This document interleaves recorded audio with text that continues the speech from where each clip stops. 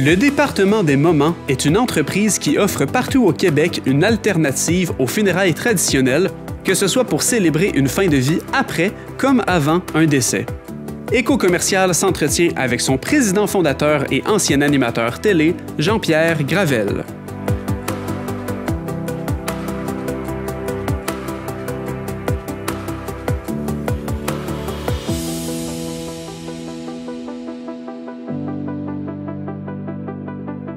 Quand t'es dans l'événementiel avec des gens, si t'aimes pas l'humain puis si t'es pas empathique, t'es pas à bonne place.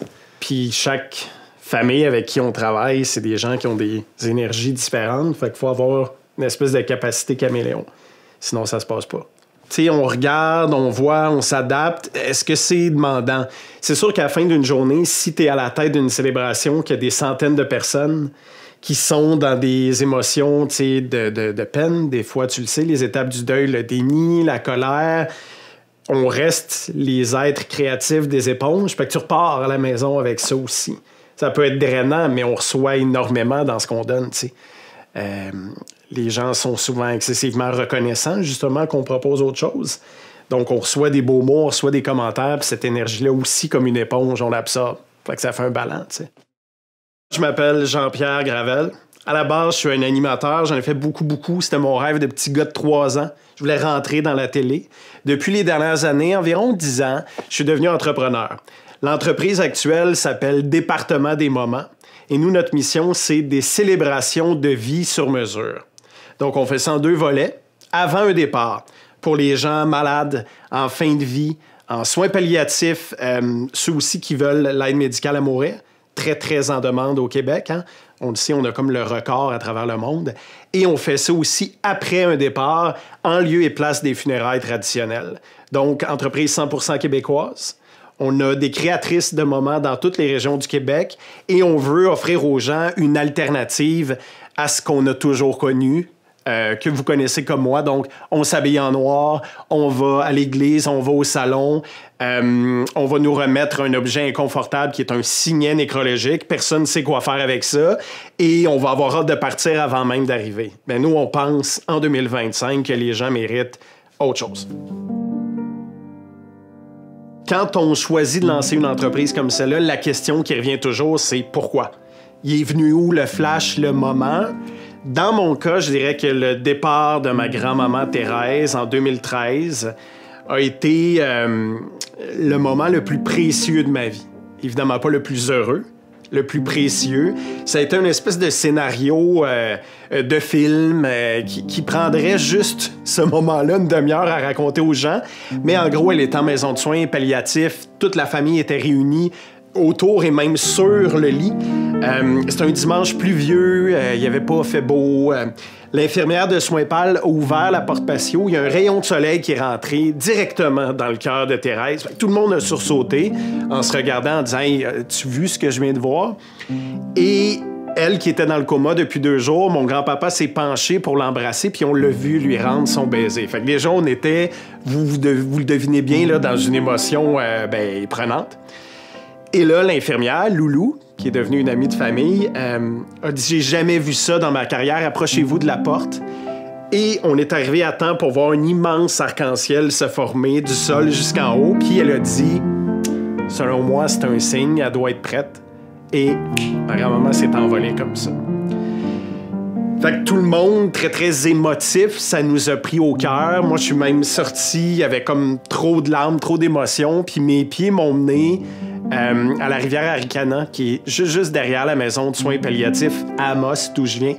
Puis là, quand j'ai relevé les yeux au ciel, j'ai vu le plus beau coucher de soleil de ma vie. Le ciel est en feu, littéralement. Puis je me suis entendu dire un peu comme un niaiseux à haute voix tout seul. Moi, quand ma grand-maman monte au ciel, le feu pogne. Fait que Thérèse, c'était ça pour nous. Puis ça m'a tellement... Je pense que le bon mot, c'est habité. Ça m'a tellement habité que je me suis dit, je peux pas laisser ça comme ça, j'ai comme un devoir de mémoire. Mais qu'est-ce qu'on fait pour garder la mémoire de sa grand-mère vivante? Il y a une première entreprise qui est arrivée où on rendait service aux gens, on m'appelait le missionnaire. On a fait ça pendant 5 ans, il y a eu des projets fous. Mais là, je me suis avoué à un moment donné qu'il n'y aurait pas d'expansion d'une entreprise qui porte ce nom-là. Et l'inspiration est venue. Moi, j'aime penser que ça vient littéralement de Thérèse. D'ailleurs, moi, j'ai son jaune mariage dans le cou, là, que j'ai toujours. Elle est avec moi. L'inspiration est venue. Moi, ce que j'aime faire, c'est créer des moments sur mesure pour les gens. Donc, le nom de l'entreprise a suivi. Département des moments.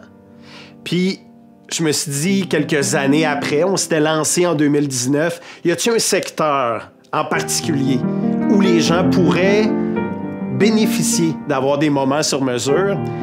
Puis ce qui est venu, c'est les fins de vie. Parce que, d'une part, les gens qui nous regardent le savent, depuis des siècles et des siècles au Québec, il y a une seule option, l'Église et le salon, que j'évoquais tantôt. Peut-être qu'on a envie d'autre chose. On a besoin d'un rituel pour faire sens avec ce deuil-là, mais peut-être qu'on a envie que ça ressemble à la personne qui est disparue, puis que ça nous ressemble, nous, les proches. Peut-être humblement aussi qu'on a besoin que ça devienne une espèce d'élément facilitateur pour débuter le processus de deuil. Donc, on peut-tu vivre un beau moment malgré la peine? Il peut-tu avoir un soupçon de bonheur? Nous, sur les photos de nos événements, on voit toujours des sourires. C'est important pour moi. Malgré le noir, il va y avoir un peu de lumière. Puis l'autre volet, donc, que j'énonçais tantôt, pourquoi il faut absolument attendre qu'un proche soit décédé pour lui dire tout le bien qu'on pense de lui ou d'elle? Pourquoi on se dit pas, la personne est malade, inévitablement, ça va finir par arriver, même si on sait pas quand? Ben, on pourrait faire une célébration puis que la personne soit là pour entendre les bons mots. Donc, on s'est dit, ce service-là n'existe pas. Pourquoi ne pas devenir la première entreprise québécoise à offrir le avant, un départ puis après? Fait que c'est comme ça que c'est venu. Je suis allé avec l'entreprise l'automne dernier au Mexique pour la fête des morts. Donc, on est parti avec des gens, une douzaine de personnes, pour expérimenter là-bas une tradition millénaire qui est même au patrimoine mondial de l'UNESCO. Au Mexique, ils sont pas si loin de nous géographiquement, mais en termes de philosophie, c'est des lunes. Eux, ils se disent chaque année que les proches reviennent. C'est entre le 31 octobre et le 2 novembre, et que les proches reviennent sur Terre. Donc, il faut les commémorer, leur rendre hommage, dresser de petits autels devant les maisons, mettre là, des offrandes, des friandises, faire jouer de la musique, avoir de la danse, parce que pendant ces 3 jours-là, il y a comme un fil invisible qui nous relie entre eux et nous. Fait qu'eux, c'est une fête, alors que pour nous, c'est comme si la mort arrive et là, on est décontenancé, on s'y attendait pas du tout, ce qui, au fond, est ridicule. On vient au monde en sachant qu'on va mourir. Donc, ça serait le fun, peut-être, éventuellement, d'être capable d'en jaser autour d'une table avec famille et amis pour se dire, toi, quand ça va t'arriver, qu'est-ce que tu veux avoir? Qu'est-ce qui te ressemblerait? Puis toi, en tant que membre de la famille, es-tu à l'aise avec ce rôle-là de célébrer ma vie? Parce que c'est ça que les gens vont vouloir de plus en plus. Je pense aux baby boomers. Ceux qui les connaissent savent que c'est une génération qui a tassé ce qui existait, que nous, on veut autre chose. Bien, ça se peut que ce soit ça pour le funéraire. Les données démontrent que dans les dernières années, il y a 2/3 des Québécois déjà qui ont dit, nous, le combo église plus salon, il ne nous interpelle pas. Bien, qu'est-ce qu'on fait? Donc, on veut lever la main pour dire, nous, on est là pour vous. C'est un secteur d'affaires qui est particulier. Il y a des gens qui peut-être nous regardent ou qui vont en entendre parler puis qui vont se dire « Hey, il y a quelque chose d'opportuniste à aller vers les fins de vie. » Nous, on pense le contraire. Toute l'équipe et moi, ce qu'on se dit, c'est il y a quelque chose qui existait. Est-ce qu'il y a d'autres secteurs dans le milieu des affaires où il n'y a qu'une seule option? Moi, j'en connais pas d'autres. Et est-ce qu'il y a d'autres secteurs dans le milieu des affaires où cette seule option-là, pense à un commerce avant même d'entrer, t'as pas le goût d'y aller. Pendant que t'es là, t'as le goût de partir. Et quand tu pars, t'as envie de plus revenir. Donc, je le vois pas comme quelque chose d'opportuniste. Je le vois comme quelque chose d'offrir une alternative plus humaine pour ceux qui s'intéressent. Parce qu'évidemment, qui pourrait prétendre « Hey, nous, on veut toutes les fins de vie, on veut vraiment couvrir ce secteur-là. » Il faut savoir qu'au Québec, c'est 78 000 décès par année. Dans 10 ans, ça va être 100 000. Il va y avoir plus de décès que de naissances. On est une belle équipe, on travaille fort. On ne serait jamais capable de tenir 78 000 événements dans une année. On a tous le même calendrier. Donc, c'est correct que pour des gens, ça leur parle pas. On n'est pas en mission de convaincre. Je pense que c'est tellement un sujet touché que convaincre quelqu'un, ça se peut pas. On est en mission de se faire connaître, donc c'est un enjeu, dis-je bien, de notoriété pour que les gens sachent qu'au moment venu, si ça vous parle, Département des moments est là. Les défis dans ma carrière d'entrepreneur ont été, comme tous les entrepreneurs qui se lancent, multiples. Un, c'est de décider quel est le secteur vers lequel je vais, où il y a possibilité de grandir, de faire une différence. Peut-être que vous connaissez à la maison le fameux Ikigai. L'ikigai, c'est l'expression japonaise qui est un résumé de, si je fais l'image avec mes mains, là, 4 cercles concentriques qui vont se rejoindre et au milieu, c'est l'ikigai. Donc, de mémoire, les 4 cercles. Qu'est-ce que tu aimes faire? Dans quoi tu es bon? De quoi le monde a besoin? Et pourquoi tu peux être payé? Si tu réussis en tant que jeune entrepreneur à trouver une réponse aux 4 cercles, ben c'est ça le milieu. Ils se rejoignent là et c'est ce qu'on appelle ta raison d'être, l'ikigai. Moi, ça a été le département des moments, donc de concevoir des moments de bonheur sur mesure pour les gens. On s'est lancé le département en 2019. On était là pendant 3-4 ans, avant une mission très, très vaste. On faisait de tout pour les particuliers comme les entreprises, sauf des mariages, parce que j'aime dire que je tiens à ma santé mentale. Donc, à un moment donné, le défi, c'est que les proches me disaient « Hey, JP, t'as une belle offre, mais c'est trop vaste. On s'y perd. Une entreprise, il faut être capable de résumer c'est quoi les services. » Donc, on a décidé, autour de l'été 2023, d'aller vers les fins de vie. Gros défi parce qu'on en jase depuis tantôt. C'est un secteur, en fait, c'est la plus vieille industrie du monde, le funéraire. Vous serez d'accord avec moi pour dire que c'est la plus conservatrice. Et c'est un milieu, de vous à moi, qui est assez compétitif aussi. Donc, si on décide d'aller là, il y a plusieurs défis déjà. Quelle est notre offre pour nous différencier? Comment fait-on pour avoir un modèle qui est périn, qui est durable dans le temps? Parce que nous, on n'est pas comme un salon funéraire qui va faire des préarrangements. On n'a pas ce service-là.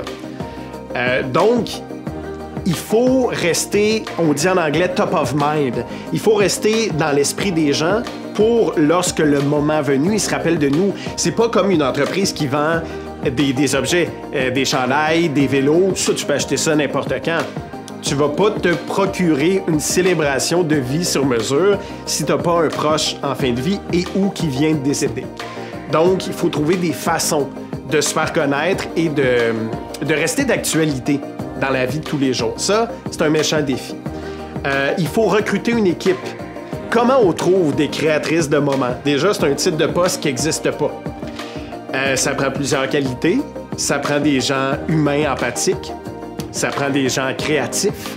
Ça prend des bons communicateurs, communicatrices.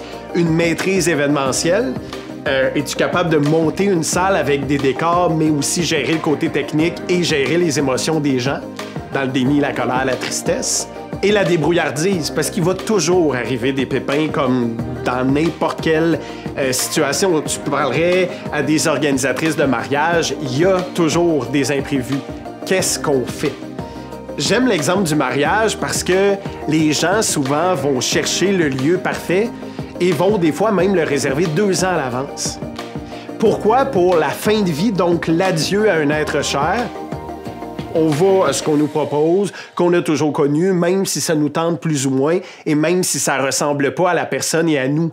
Pour moi, c'est un non-sens. Oui, le mariage, c'est une journée importante, mais l'adieu à un être cher, me semble que ça a une importance aussi dans une vie. Donc, dans les défis, il y a l'éducation aussi.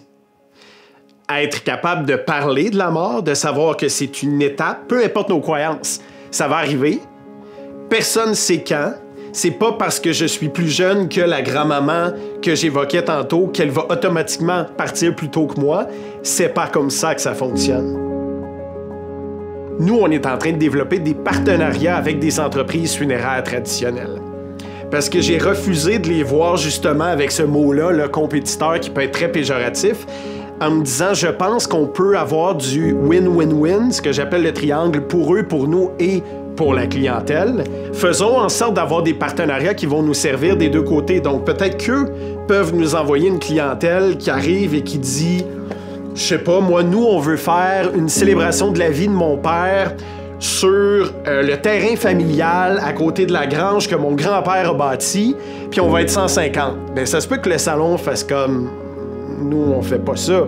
Donc, au lieu de perdre la vente, pourquoi ne pas nous l'envoyer et qu'on ait un partenariat, donc par gratitude de référencement, un pourcentage qui leur soit reversé parce qu'on est conscient que c'est eux qui ont envoyé cette famille-là vers nous. Donc le win-win-win. Un des courants qui va déferler de plus en plus fort au cours des prochaines années, peu importe ce que tu fais, c'est la personnalisation. Les gens veulent être vus, entendus, reconnus, veulent se sentir appréciés comme clients. C'est super l'intelligence artificielle, puis ça amène beaucoup de belles choses, mais il y a aussi le ressac de gens qui sont en manque de contact humain. On est dans un domaine où c'est foncièrement humain, c'est l'expérience humaine, de la vie au décès. Et notre souci du détail est sans fin. Nous, on pense que c'est ces clins d'œil-là, personnalisés et sur mesure, qui font en sorte qu'une personne peut repartir de l'événement et sentir le soin qui a été mis pour prendre soin de son proche, mais ultimement aussi prendre soin d'elle en tant que personne en deuil. Au départ, décidé d'ouvrir 4 régions et que finalement, avec du bouche à oreille de créatrices de moments qui sont parfois Tanadoula, préposant maison de soins palliatifs, etc., c'est tellement un petit réseau que ça a fait en sorte que finalement, quand on a annoncé ça, c'était dans toutes les régions. Ça, je l'aurais jamais prévu. Ça a été un jalon, un moment clé important. Je vais aussi donner un exemple de célébration précise qui s'est passé d'ailleurs pas loin d'ici, dans le coin de Mercier, pour les habitants de la Rive-Sud. On se fait appeler à quelques jours d'avis pour se faire raconter qu'il y a un grand-papa et un papy qui est décédé, qui habitait sur un grand terrain, là, qui était très, très fier. Son fils avait repris un peu la terre. Il y avait notamment un arbre qui était son soul à lui, qui lui parlait beaucoup, beaucoup. C'est vraiment un amant de la nature et de country aussi, qui avait laissé vraiment sa trace dans la vie de beaucoup de gens. Donc, on nous dit, on aimerait avoir recours à vos services, mais il faut que ça se passe comme dans à peu près une semaine et demie, puis il devrait avoir 150 personnes. Et selon les prévisions, on pouvait espérer un dimanche là, caniculaire, un 35-40 degrés. OK, c'est un beau défi. Comment on fait? Qu'est-ce qu'on choisit dans la personnalisation? Donc, il y a eu un grand chapiteau sur ce terrain-là. Il y a eu plusieurs stations, notamment avec les outils du monsieur, le côté guitare, country, vraiment, tu sais, plusieurs stations. Une célébration qui a été très intime, mais encore une fois, avec de l'humour qui était là. Parce que André, ce grand-papa-là, était aussi un être qui aimait l'humour. Il n'est pas venu 150 personnes, il est venu 250 personnes. Il faisait à peu près 45 degrés. C'est une pression, il faut que ces gens-là se sentent bien. À la fin de la célébration, quand je parle de clin d'œil, notre créatrice de moment, en fait, il y en avait 3 cette journée-là, a servi des crèmes glacées à la vanille en saupoudrant la palette de chocolat préférée d'André, qui était les O.Henry. Fait que chacun avait la crème glacée vanille avec les O.Henry, ça leur permettait aussi de se rafraîchir. Il y a eu plein de choses. Puis, à la fin, les gens ont pris la direction vers le saule, l'arbre d'André. Il y en a qui sont même allés dans la pelle du tracteur avec l'urne. Et eux ont décidé que c'est là qu'ils allaient répandre les cendres pour que ces petits-enfants puissent encore venir jaser avec grand-papa puis raconter les anecdotes puis les souvenirs de leur vie de jeune. Ce moment-là, chaque moment, en fait, a toujours un titre. Là, c'était de soul et de country. Ce moment-là a été important. C'était la première fois qu'on avait autant de gens, qu'il fallait organiser ça très, très rapidement. Et le retour qu'on a eu de la famille était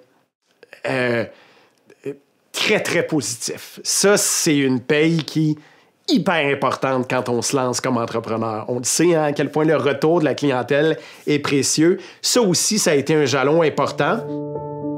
Si tu veux qu'on célèbre ta famille en dessous d'un pont couvert, on va être en dessous d'un pont couvert. Si tu as envie d'être à l'endroit où ils ont grand-papa et grand-maman échangé leur premier French, ça va être là. Si tu as envie d'une salle où tu t'es marié, ça va être ça, etc. Donc, si tu veux que ce soit dans ton jardin familial, c'est là qu'on va aller. On essaie d'avoir des gestes qui font en sorte que les convives présents n'auront pas d'autre choix que de repenser à la personne décédée. C'est-tu parce qu'on fait jouer une chanson? Chaque fois qu'ils vont l'entendre, tout de suite, ils vont penser à mon oncle, ma tante ou grand-papa.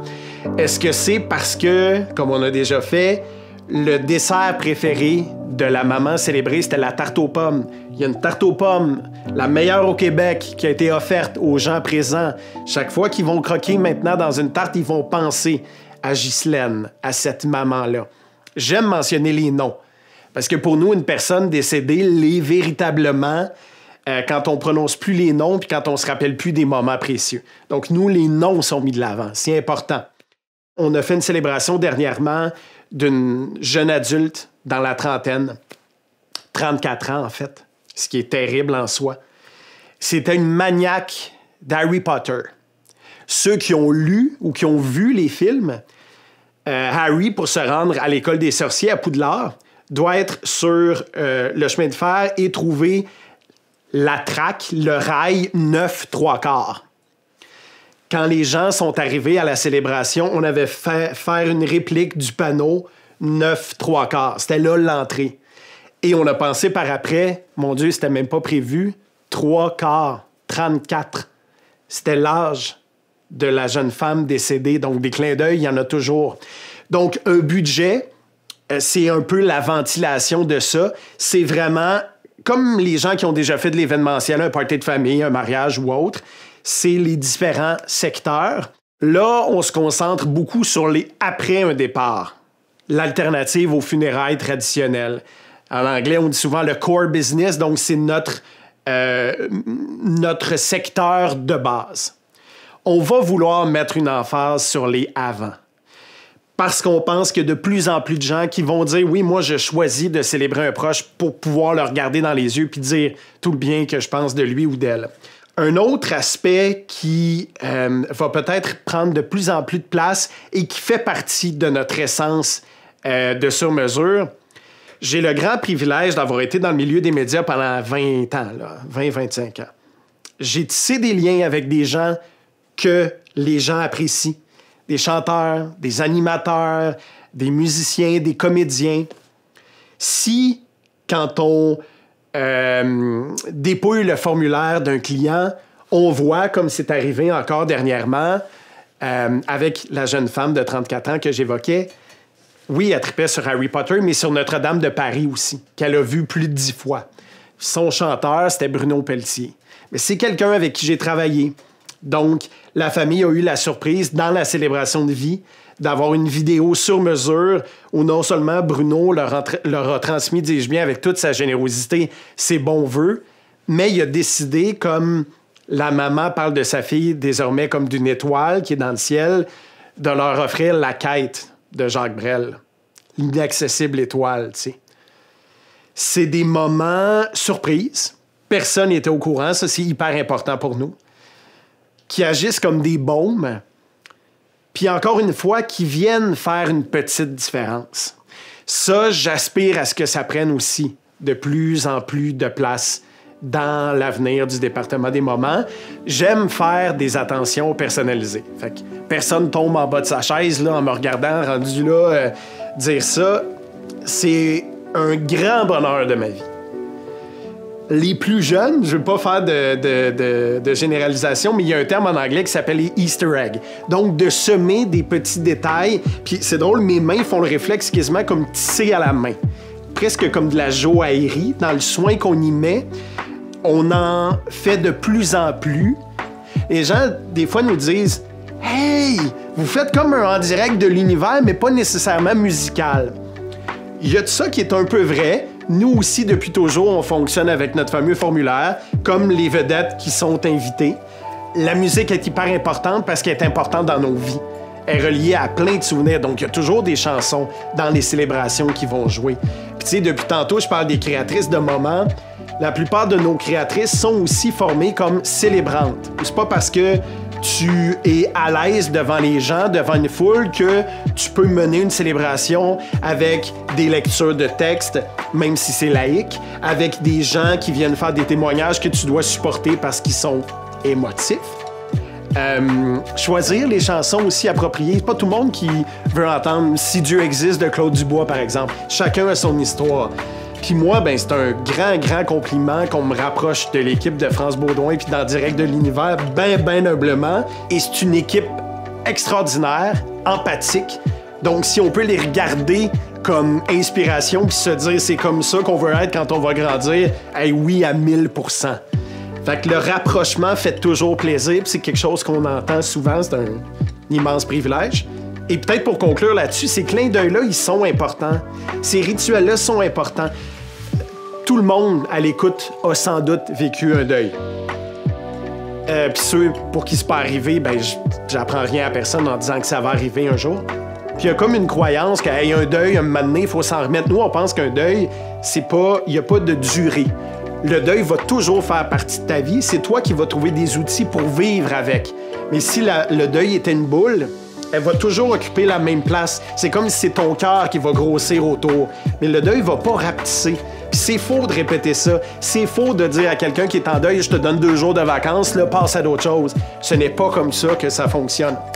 Donc, quand il n'y a plus de lumière 2 semaines après, puis qu'il y a une autre vraie noirceur qui arrive, qu'est-ce qu'on fait? Les gens sont occupés dans leur vie. Bien, nous, on aime dire tous ces petits gestes-là, surprises, c'est comme des interrupteurs. Fait que la chanson qui te fait penser à lui ou à elle, la tarte aux pommes, t'as peut-être envie, toi, ce matin-là, de déjeuner à tarte aux pommes parce que ça va te faire penser à Ghislaine. Hey, let's go! Tout ça, humblement, n'enlève pas la douleur du deuil, mais arrive comme une petite lumière qui peut faire du bien dans le processus. Quand je me suis lancé, moi, je suis allé sur le site lesaffaires.com, j'ai vu la liste des 500 plus grandes entreprises au Québec, puis j'ai appelé tous les directeurs, directrices marketing. C'est ça que j'ai fait. J'avais pas d'études. Fait qu'il fallait que j'aie un domaine d'entreprise qui soit assez surprenant pour les faire ne pas raccrocher au nez après 3 secondes, mais être un peu curieux. Fait que je me sens toujours un peu comme imposteur de donner des conseils. J'ai été dans l'œil du dragon comme participant et non pas sur le fameux fauteuil.